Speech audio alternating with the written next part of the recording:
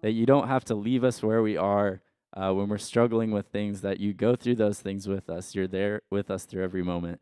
And we thank you for that today, God. I pray that you be with us as we worship. Send your Spirit here to open our hearts and open our minds to hear what you have to say to us today. Thank you for the gift of your presence here in this place while we worship. In Jesus' name, amen. I'd like to invite Lois to come up and read our scripture for today.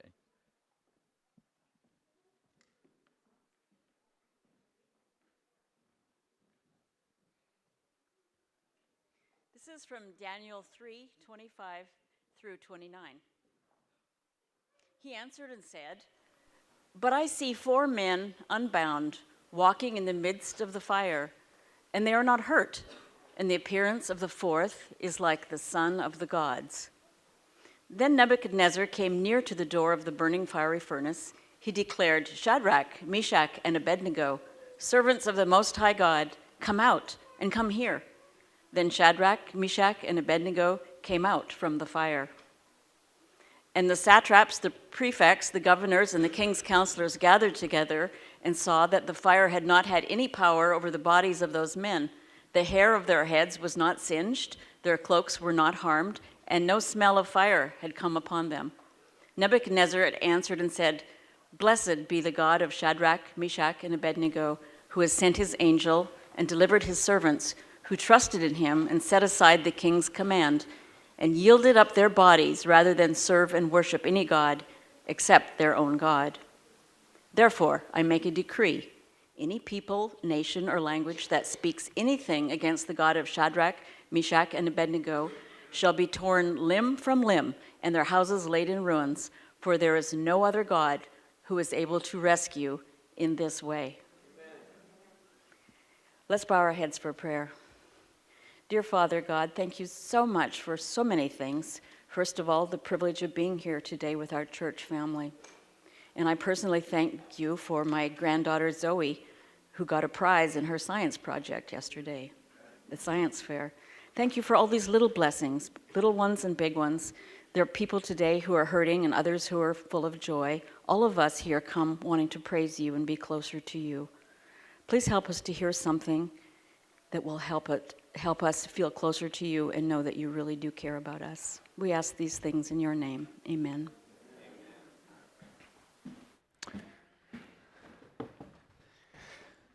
Man, after the music today, I feel like I just need to start preaching like some southern, preacher. The Lord.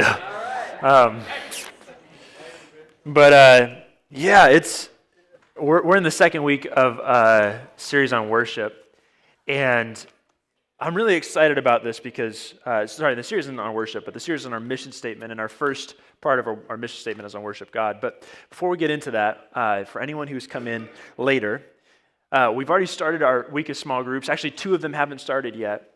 But if you wanted to still sign up for small groups, you can on the way out. There's a table with a gray tablecloth on it by the trees back there. And if you want to sign up, you can just sign up, and then we'll contact you and get you connected to the right group for your age or location or whatever it is for you. But we are a church of small groups. That's where we believe that real life change can happen. And so if you want to be part of that, we'd love it if you'd sign up. And you can just sign up in the back there. Or you can sign up online too. You can actually pull out your phone right now if you want to. And go to nhaf.church, and there's a little sign up form there. And then we'll get the email and we'll contact you to help you get connected. So that's just the little small group plug.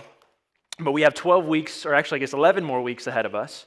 10 weeks ahead of us, because this is the second week. 10 more weeks ahead of us of meetings together and going through this series together. But if you pull out your, maybe you got this, and actually Donovan, there's some piece of paper in the back that say mission on them. And if anyone wants them, there are sermon notes that you can write on. They have the scriptures on them in case you get lost. And also they have our vision and our mission statement on there.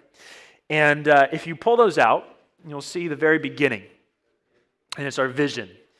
And does anyone want any? You just raise your hand and Donovan can get those to you. We got one over here. Or actually, no, someone needs a pen. Can we get a pen? If you go to the first part, our vision. And a vision is what we want to see happen, what we want to see in our church and through our church. And our vision is to see people experience wholeness in Jesus. Our vision is to see people experience wholeness in Jesus.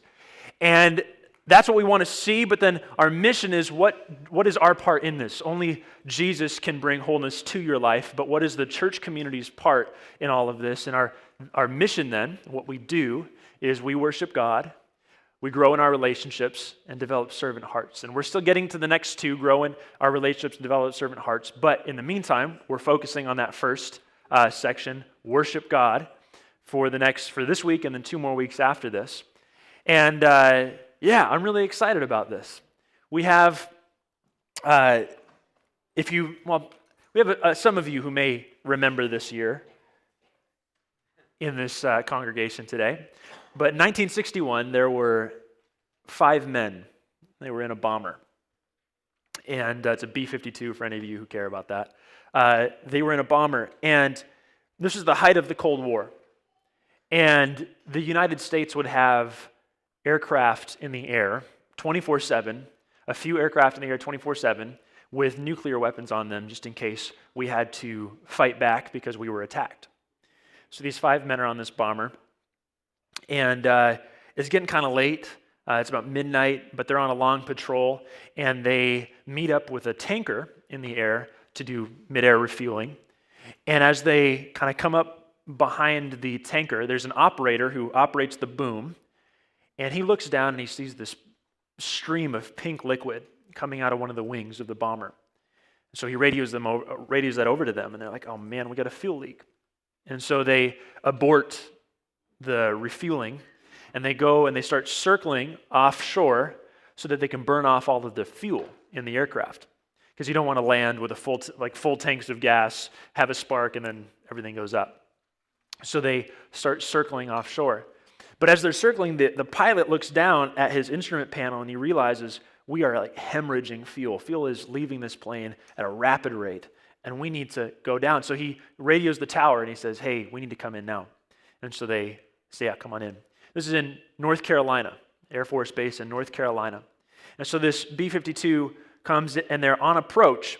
And as they're on approach, the pilot realizes that he's losing control of the airplane and that something's breaking up. There's just a problem. And so he says, he gives the order to eject, and all of the crew members try their best to get out of the aircraft. Well, the plane starts losing control around 9,000 feet after the guys eject. The aircraft starts, gyrating wildly and spinning and coming down. And as it's coming down at around 2,000 feet, 2 objects fly out of the middle of the plane, and they hit the ground in some tobacco and cotton fields in North Carolina. The plane crashes, a massive ball of fire. But those 2 objects were nuclear bombs. And because we're not talking about a nuclear explosion that happened in 1961 in North Carolina, we could probably say that they didn't go off. And the Pentagon, they go through and they figure out what happened and stuff. And the Pentagon is able to tell the United States people, where they're like, hey, thankfully the bombs didn't arm, no worries, no problem. Well, in 2013, that was in 1961. In 2013, some of the files got declassified about what happened.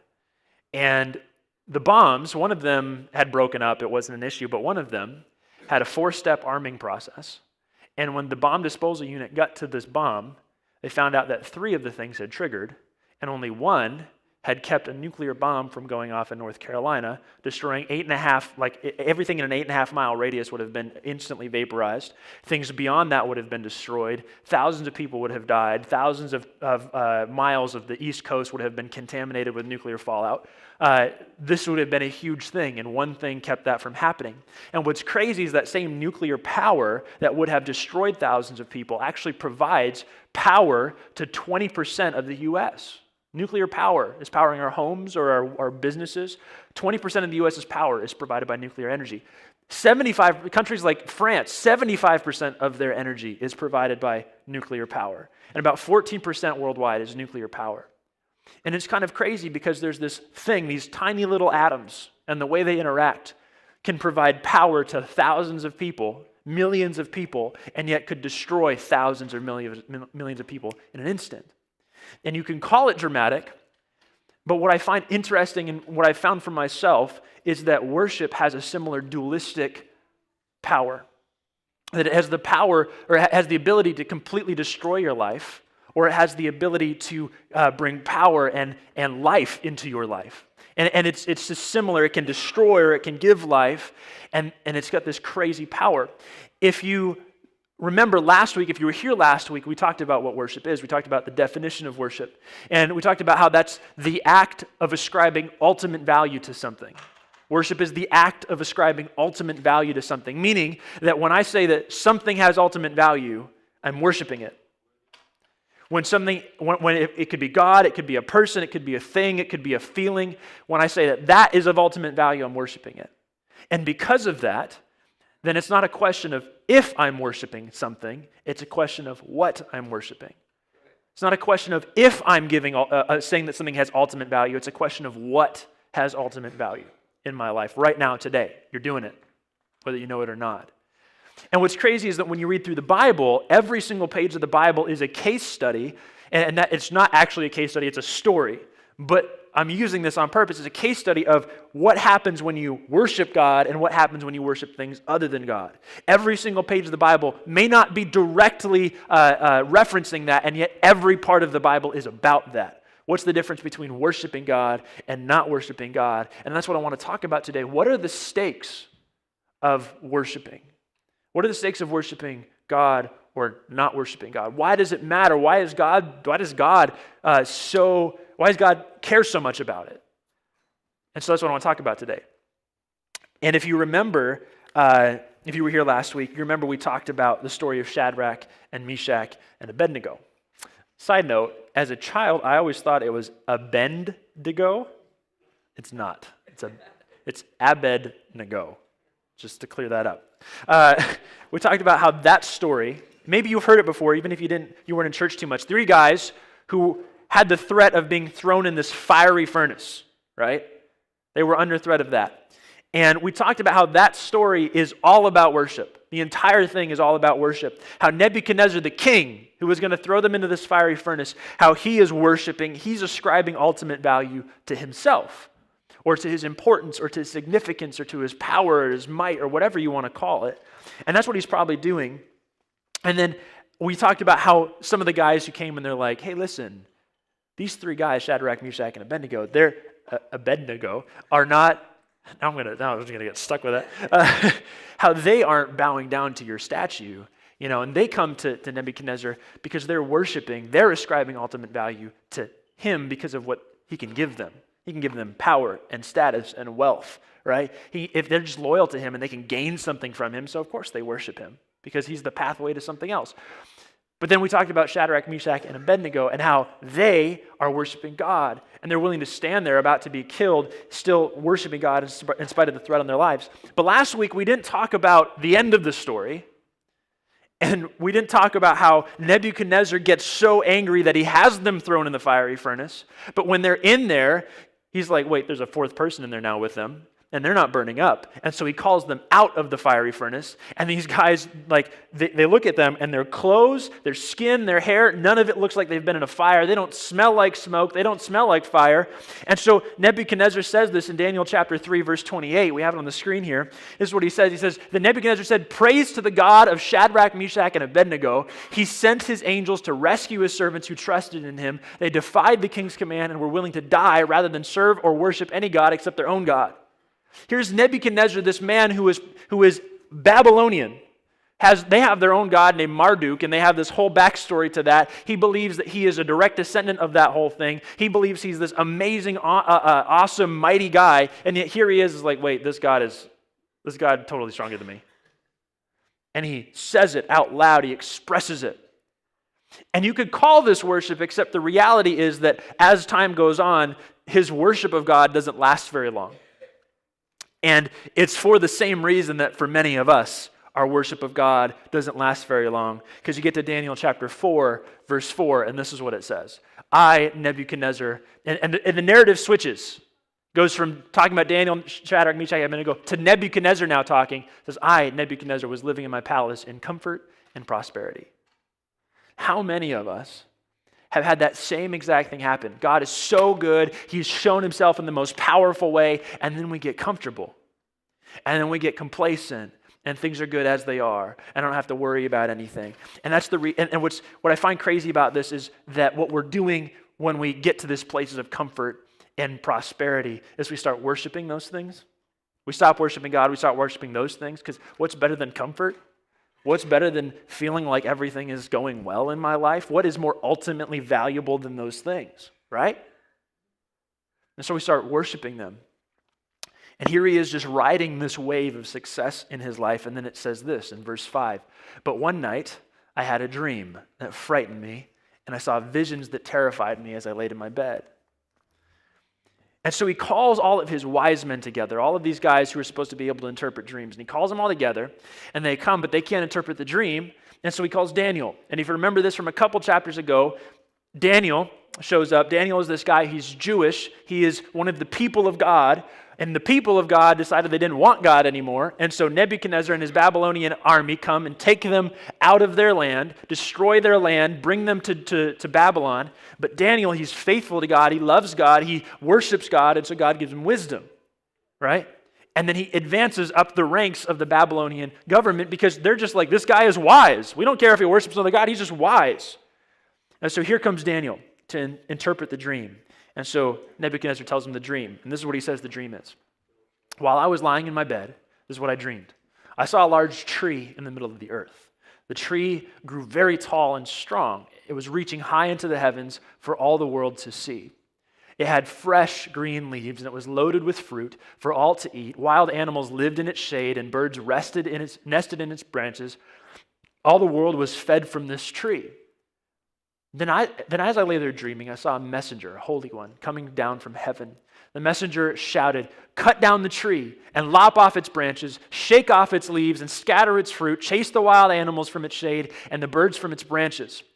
But leave the stump and the roots in the ground, bound with a band of iron and bronze and surrounded by tender grass." Now, this is where it gets weird. It was talking about a tree, right? Now let him be drenched with the dew of heaven, and let him live with the wild animals among the plants of the field. This isn't talking about a tree anymore. For 7 periods of time, let him have the mind of a wild animal instead of the mind of a human. And the last one here, for this has been decreed by the messengers.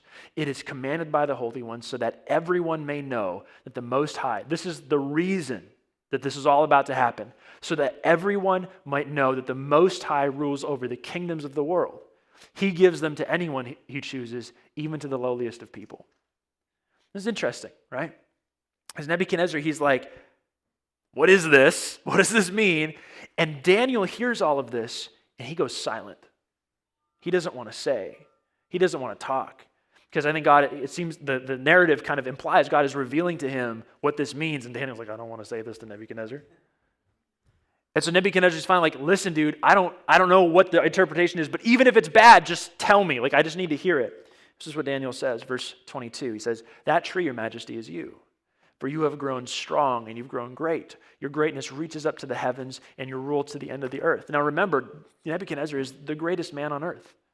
This is the greatest empire on earth. He's destroyed all of the nations around him, brought them to his place. He's indoctrinating them with Babylonian culture and language. Everyone looks to him. They're being taken care of him. Remember the birds nesting in the branches, the fruit that people are eating, the wild animals. Everyone's coming to Babylon. He's a great man, right? But Daniel says this, that tree is you. And I have something worse to tell you. This is the part I didn't want to tell you. That you will be chopped down. That you will be brought low.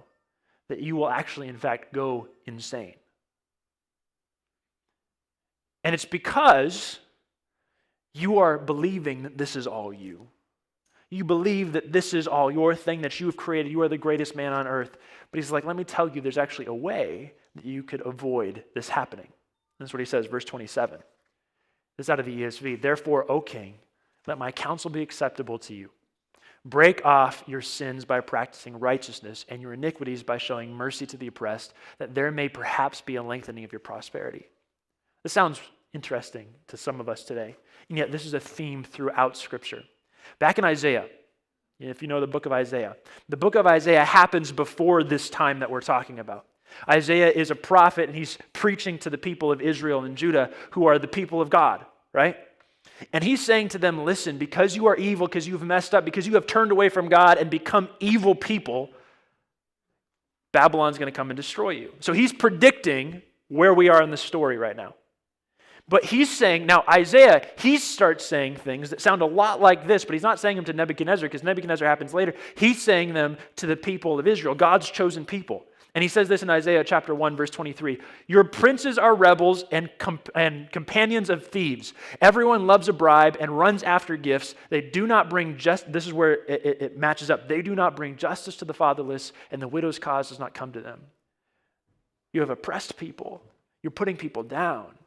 You're using your position and your power and lording it over other people. And there's actually another verse in Isaiah where he says, the spoil of the poor is in your house. Meaning that you have taken from people who have nothing and added it to what you have so that you can sit in your comfort and prosperity. And this is what Isaiah is saying to the people of God who are supposed, and all of these guys, the princes of Judah, and the nobles of Judah, and the Nebuchadnezzar too, they're all people who say, we believe in God. We worship God. You saw Nebuchadnezzar just a few verses ago. This God is powerful. He's mighty. He's awesome. Then this is what I love about Nebuchadnezzar. After he says all that, he sends out a decree to all of his nation saying, if anyone badmouths this God, let him be torn limb from limb. It's like, thanks, dude. That's not really the point, but thanks. Because he's like, I'm so convinced of this. And how many times can we be so convinced, yes, God is God. I believe in these doctrines and these beliefs and all these things, and yet then we become the very people that God tells us not to become. Because we're not really worshiping God. We're worshiping our comfort or our prosperity. We're worshiping what we can have at the expense of other people. These people, these kings, King Nebuchadnezzar, these princes, all these people, they have used other people as steps to get them higher and higher. And they're now standing on top of all of that. Because of why? What they worship. Because what they worship. This is why worship is so important. And so what Daniel says to Nebuchadnezzar is, this will result in your fall.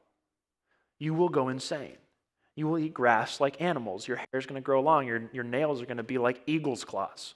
That's a stark image. And I think it's because the success of self-worship blinds us to the fall. The success of when we worship ourselves or other things in our life, it blinds us to the fall of what that will inevitably come. Because this is what happens next. Daniel chapter 4, 28 through 30, and then verse 33. This is what it says. But all these things did happen to King Nebuchadnezzar. 12 months later, he was taking a walk on his flat roof on the royal palace in Babylon. And he looked out across the city and he said, look at this great city of Babylon. By my own mighty power, I have built this beautiful city as my royal residence to display my majestic splendor. And then verse 33, that same hour, the judgment was fulfilled, and Nebuchadnezzar was driven from human society. He ate grass like a cow. He was drenched with the dew of heaven. He lived this way until his hair was as long as eagle's feathers and his nails were like bird's claws. And I think it's crazy because here you have this man who is the most powerful man on earth, reduced in a moment to being insane. Reduced in a moment because the success of my importance matters. So I will build a statue, and everybody worshiped it, and that went well. The three guys didn't worship it, but the rest of it went well. And all of a sudden, the success of your self-worship blinds you to the fall that comes, and the same thing happens with us. When we worship, when we ascribe ultimate value to what other people say about us, there's success to it, right? It works for a while. Like it feels good when you share something on social media and a bunch of people like it, right? That's awesome. It feels great. Like, wow, people are thinking about me. People like what I have to say. It feels good when people are jealous of what you do. Like, man, I wish that I could do what you do because you're like, man, you were so successful. You're so awesome. It feels good when you get advanced through the levels of your company because people see that you are a good person, that you're a good leader, all those things. It feels good when the success of our self-worship is real, right? But then it blinds us to a fall. Because then what happens when your next post only gets like 4 people that like it? And you're like, wait, what happened? I thought people liked me.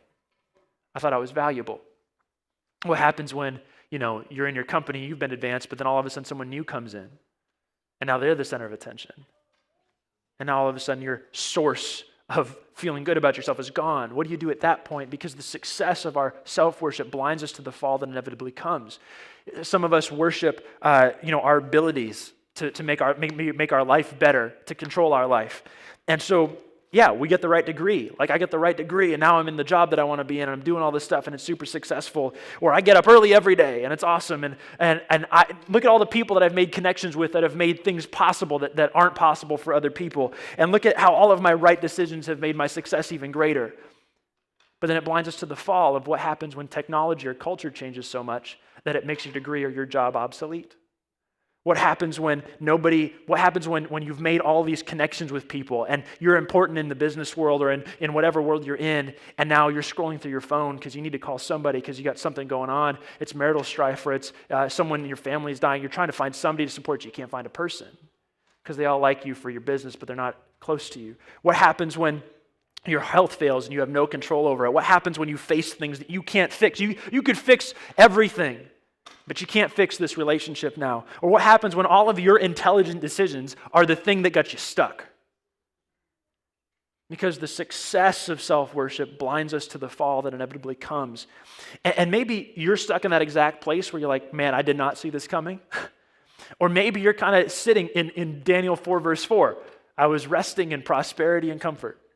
And maybe you're there. And I don't say this to induce fear. I say this because this is reality.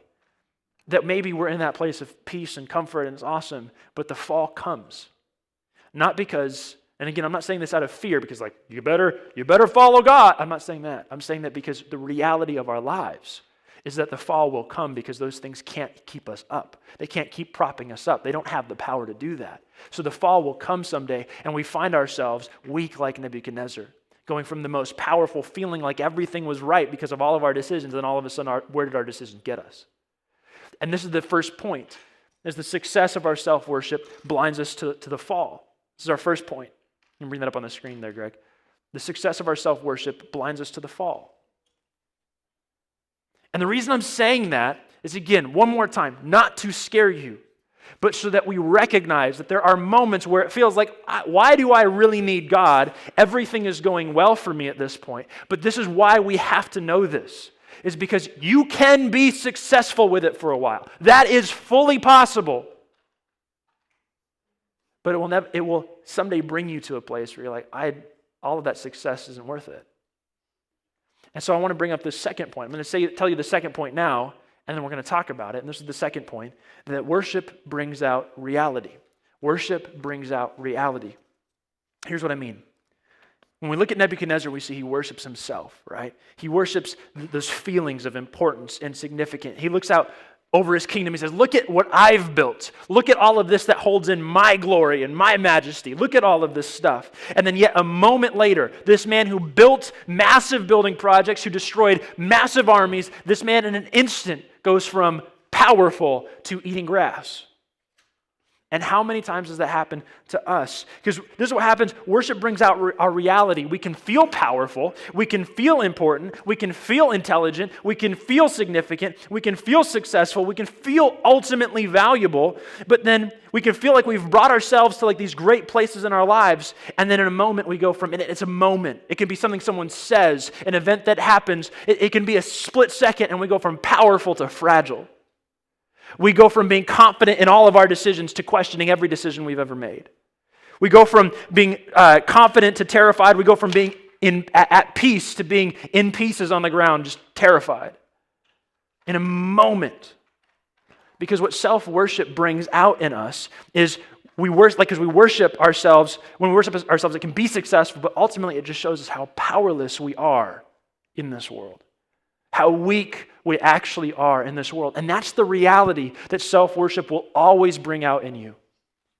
It will always bring that out in you because you will find that the thing that you have been worshiping can't actually give you happiness. That you yourself, for all of your awesome abilities, can't manufacture happiness in your life.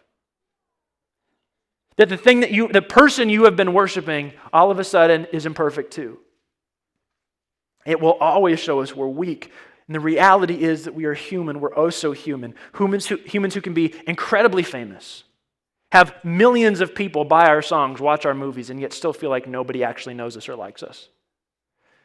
Humans who can amass massive amounts of wealth and then find out that it does nothing. It actually has no correlation to your happiness.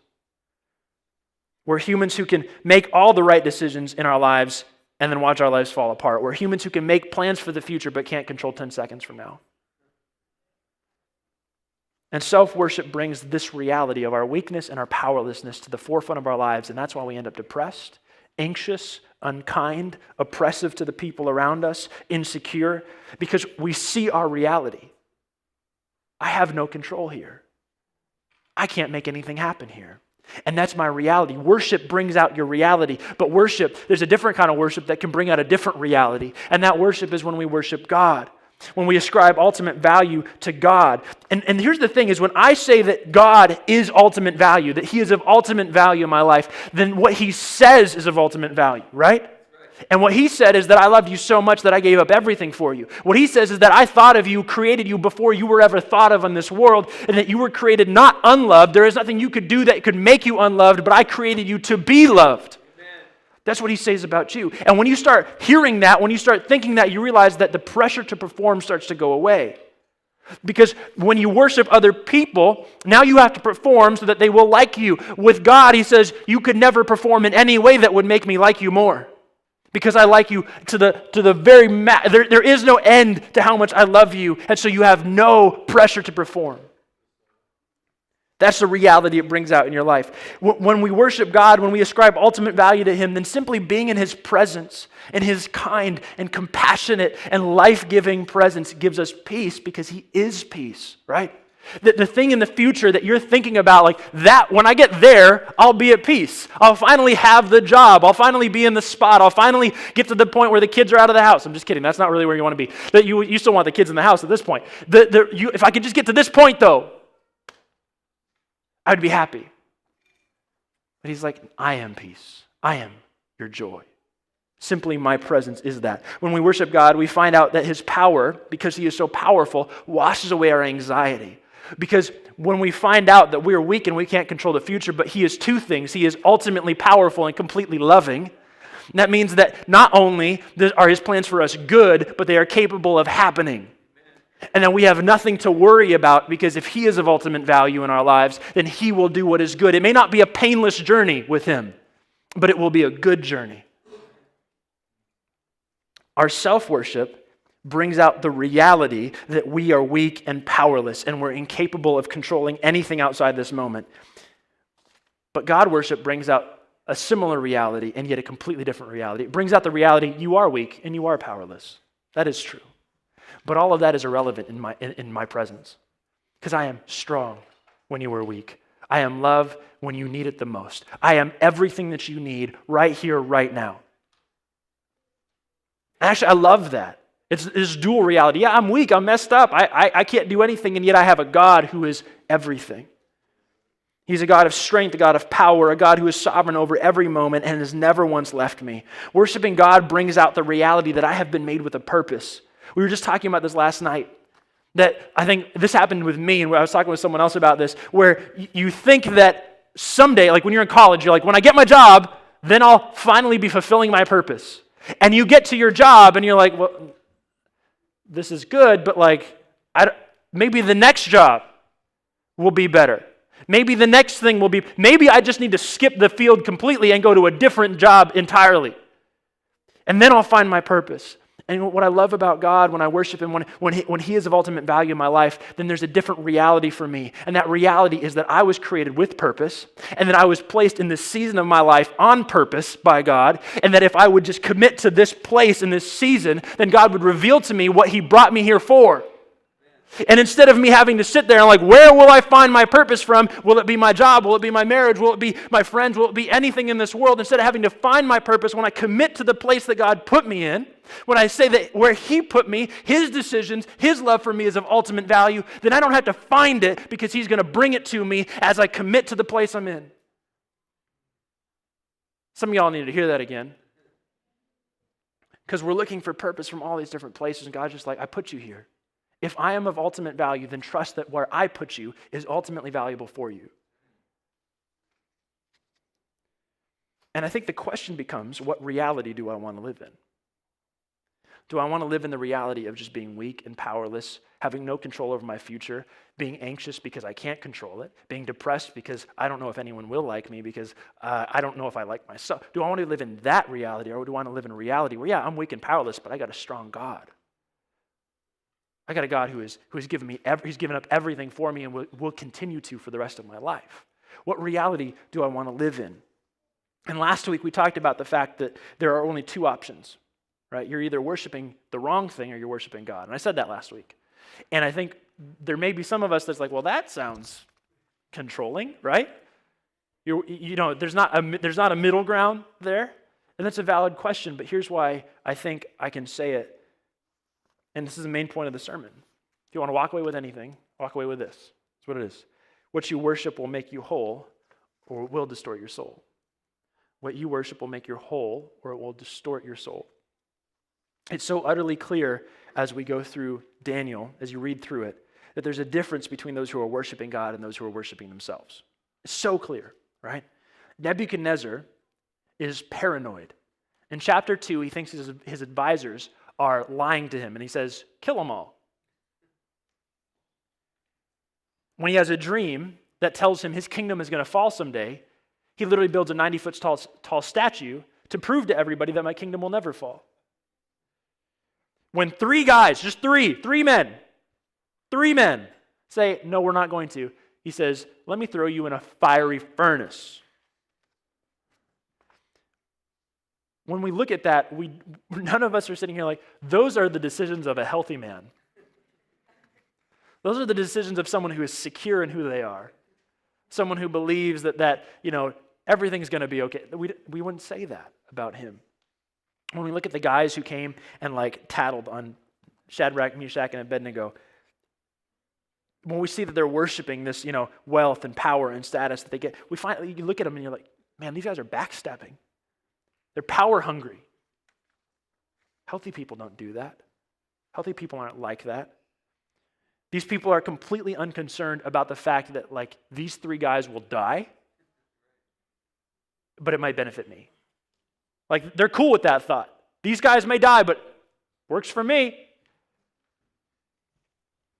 I think there's something deep inside of us that knows we're not created to live like that. Deep down, we know that our soul is meant to be fulfilled. It's meant to be complete and full of joy. But when we worship ourselves or we worship other things, we end up distorted. And I'm just gonna read some of the things that how it distorts us, and you already know this. It makes us oppressive, angry, self-protective, indecisive, uncaring, backstabbing, unkind, anxious, depressed, hopeless, proud. It makes us feel like we're at the end of our rope, like everything is unclear, like we have no purpose. It makes us paranoid. When will I lose everything, or who's going to take it from me? It makes us feel out of control. It makes us feel like we're just eating the scraps of what a good relationship or a good life could look like. Self-worship, and this is probably the most destructive thing, it breaks our relationships. Because if I'm saying I'm ultimately valuable, and I'm married to someone, and she's saying that she's ultimately valuable, then we have to battle it out. Who is ultimately valuable? And that happens, that's not just marriage, that's all of our relationships. And so deep down we know that doesn't satisfy our souls. We're not meant to be like that. That's a distortion of who we are meant to be. But when we worship God, and this is the writer of Psalms 107, and he's praising God for his goodness. He's saying to the people of Israel, despite all of your faithlessness, I know what satisfies. And that's what he says. Let them thank the Lord for his steadfast love, for his wondrous works to the children of man, for he satisfies, and I love this word, this phrase, satisfies the longing soul, and the hungry soul he fills with good things. Because worshiping God is the only type of worship that won't distort your soul. He made you. This is why it won't distort you, because he made you, and he knows you better than you know you. And he loves you fully and completely.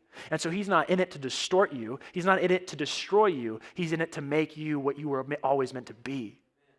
And so when you find that, when he does that in you, you find wholeness, not distortion.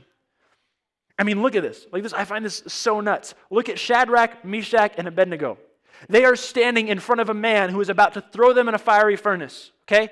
If someone came to me and said, I'm going to drop a hammer on your foot, I'd be like, what do I have to do to avoid that? Okay? These guys are about to be thrown in a fiery furnace. It looks like they are out of control. It looks like they're exposed. It looks like they have no power. It seems like they can't think their way out of their circumstance. And yet they know a God who has defeated hundreds of thousands of soldiers and armies, who's parted seas. They know this God who knows the end from the beginning. They know a God who cannot be shaken by the gravity of their circumstance. And now they stand in front of Nebuchadnezzar not filled with fear, because even though they are weak, he is strong. And even though they are out of control, he is not. And that kind of work, to stand there like that, some people would call it crazy, and yet we know deep down inside you don't stand there unless you're confident. And here's Nebuchadnezzar, who's being challenged by three guys, and he's filled with rage, about to throw them in a fiery furnace as he's worshiping himself. But these men are worshiping God, and they stand there confident. Because worshiping God makes us whole. If self-worship makes us into or makes us feel all of these distortions, these distorted things, I think this is what worshiping God does to us. We gain a greater sense of purpose. I know who I am. I'm his son. I'm his son. And nothing's going to change that. We begin to see our true value. We start to bear fruit. When God lives in us and through us, when we're worshiping God, when he's living in and through us, we start to bear fruit that looks like love and joy and peace and patience and kindness and goodness and faithfulness and gentleness and self-control. Against those things there is no law. When we worship God, we find that our weakness is real, but our strength comes from the maker of all things. When we worship God, we find confidence not in myself and my ability, but in Christ and his life living through me. When we worship God, we find forgiveness and we find second chances. Forgiveness and second chances that we may not give to other people, we may not experience from other people, or we may not even give to ourselves. And yet in the presence of God, I find forgiveness and I find a second chance.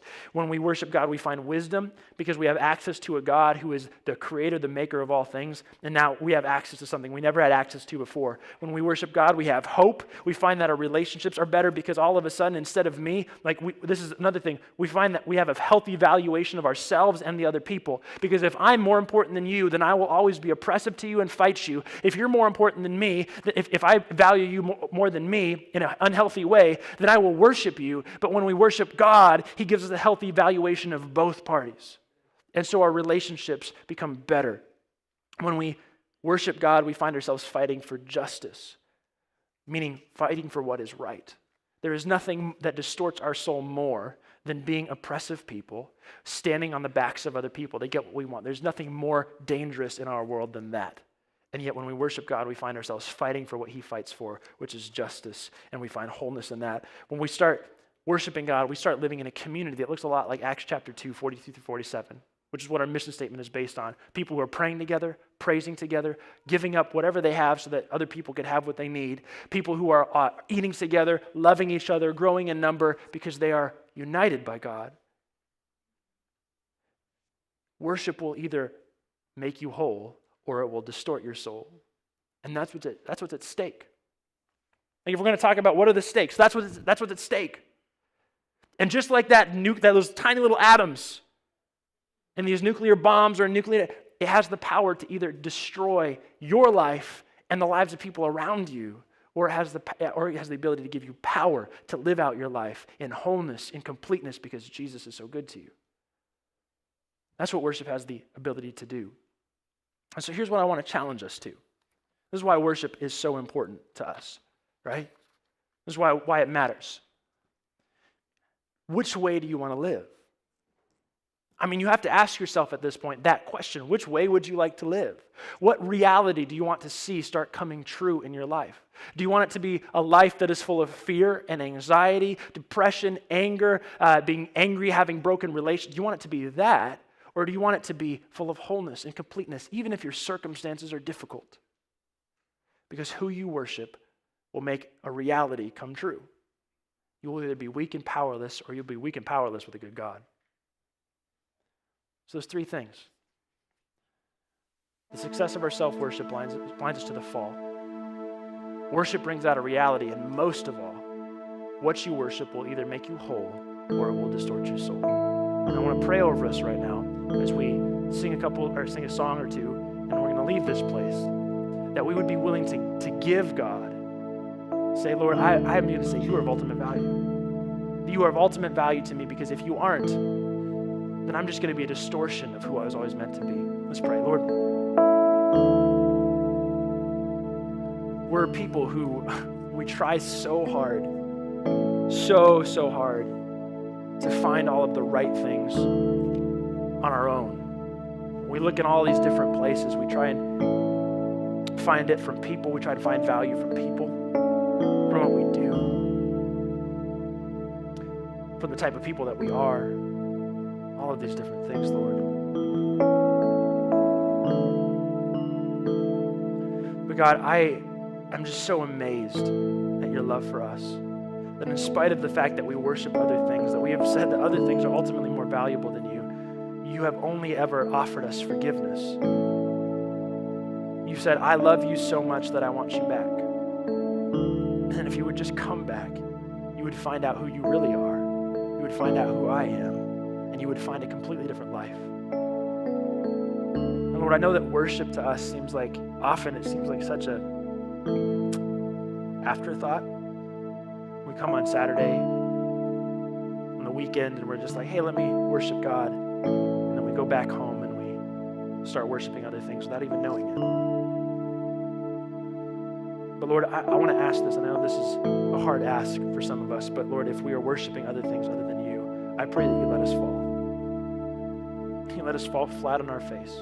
And if you got to bring us low, if you got to cut us down, you'll do it. But Lord, just like you cut Nebuchadnezzar down, you left the roots there so that something could grow. So I believe that if you cut us down, it's not the end of our life, it's not the end of our world.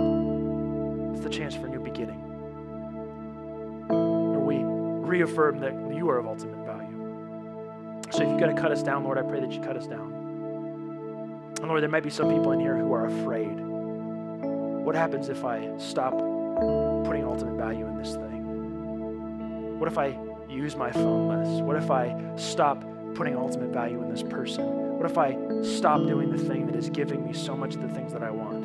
Will I ever find fulfillment on the other side? And Lord, I just pray that you would break through the most amazing way and show the people in here who are worried about that. Show me, Lord, the incredible value that you bring to our lives.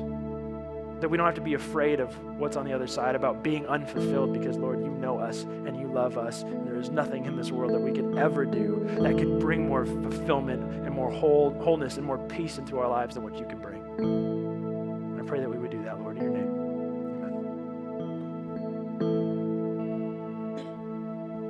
Amen. Could we all stand together?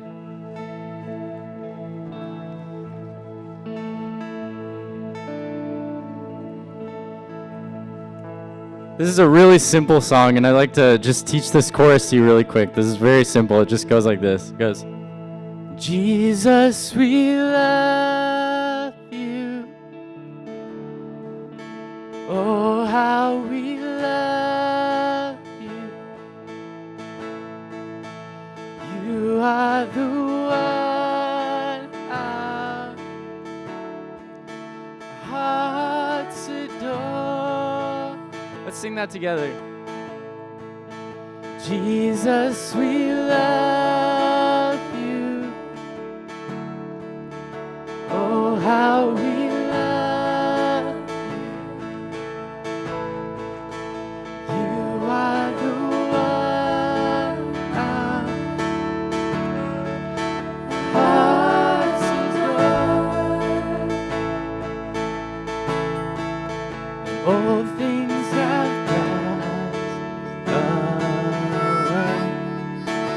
Your love has the same. Your constant grace remains the cornerstone.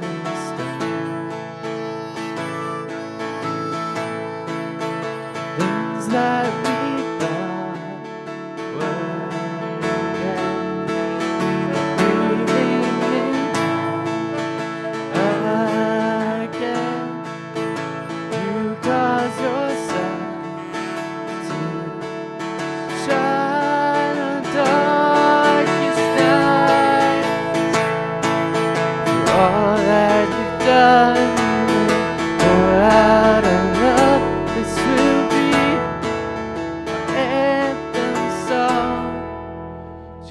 Jesus, we love you.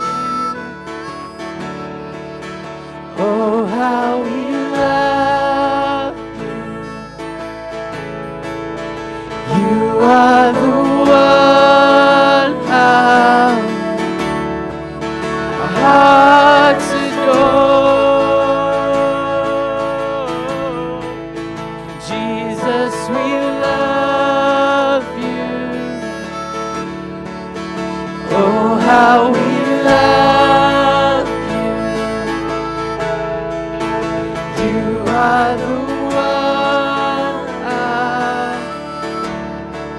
our hearts adore. The hopeless have found their home. The orphans now have home. All that was lost has found its place in you. You lift our weary head. You make us strong instead. You took these rags and made us beautiful. For all that you've done, we will pour out our love. This will be our anthem song. Jesus, we love you. Oh, how we love you. You are the one our hearts adore. Jesus, we love you. Oh, how we love you. You are the one our hearts adore.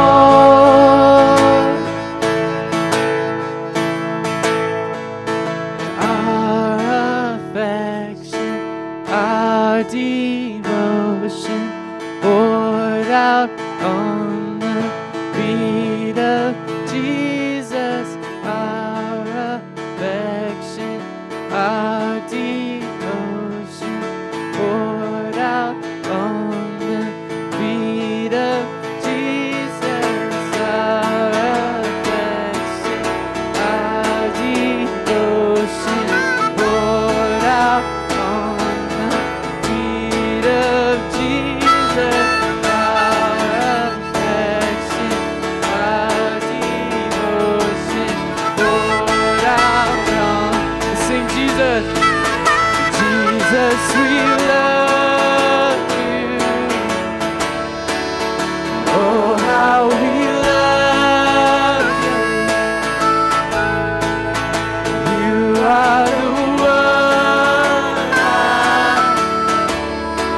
our hearts adore. Oh, Jesus, we love you. Oh, how we love you. You are the one our hearts adore. Let's sing this together like some big church choir. Jesus, we love you. Oh, how we love you. You are the one our hearts adore. Lord, we love you so much. And we want to say sorry for all the times that we have chased other things other than you. We've chased after our significance, our importance. We've chased after just not having to feel pain. We've chased after people. We've chased after our spouse or our children. We've chased after approval. Chased after just having safety and security. And yet every single one of those things has disappointed us. Whether we want to admit it or not, every single one of those things has disappointed us. And yet you never have. So Lord, that's why we sing, Jesus, we love you. And you are the one that our hearts adore. Because you were so good to us. It's not anything we've earned. It's not anything we could have done to deserve it. Lord, it's just simply your grace. It's just simply your mercy. It's simply your love. So Lord, teach us how to worship. How to let you be ultimately valuable in our lives on a day-to-day basis. Because Lord, the things that we're chasing have distorted us. But we want to be whole in you. Thank you for everything you've done for us, Lord. Thank you for what you're doing in this moment in us. Thank you for what you're going to do. In your name, amen. Next week, we're going to talk about how to worship. What are practical things we can do, how to worship. And so hope to see you here. If you want to sign up for small groups, you can on the way out. And if you're a visitor and you haven't gotten a gift yet, you can get that on the way out too.